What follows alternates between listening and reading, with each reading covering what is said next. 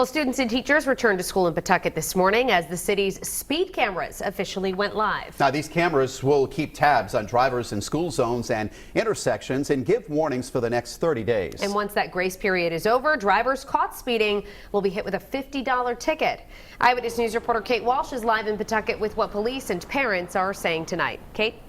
Well, Mike and Shannon, many students in Pawtucket walk to school and on very busy roads. So parents we spoke with today said first they were excited to hear how their kids' first day was, and second they were excited to know the city is making it safer for their kids to get to and from school.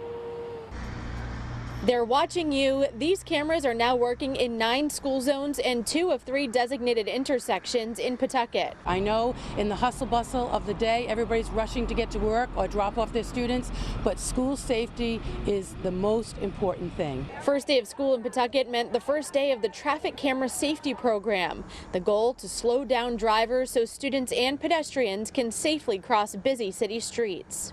And people don't pay attention when you're crossing, like pedestrians, when you're trying to cross like the red lights and stuff. They don't stop, they just try and hit. I almost got hit a couple times where I was living before. If drivers speed through a school zone, a camera will capture it and a notice will be sent in the mail.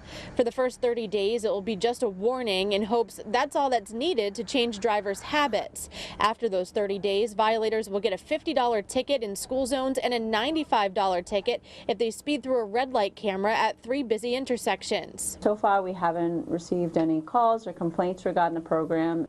Eyewitness News checked in with Pawtucket Police Chief Tina Gonzalez, who explained how the program would be operated. It's required by state statute that the certified officer reviews the violation and then signs off on the violation.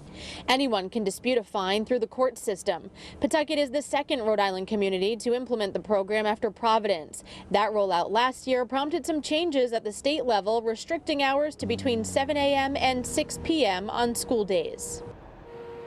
Now, the city said that a camera, which is supposed to be online at the intersection of Cottage Street and Newport Avenue, is not yet online, but is expected to be by the end of this week. For a full list of all of the places where the cameras are located, you can head to our website at WPRI.com. And new at 6 o'clock tonight, we asked where all the money raised from these fines will go to the city. Live in Pawtucket, I'm Kate Walsh, Eyewitness News. Well, several local school districts started classes today, including Pawtucket.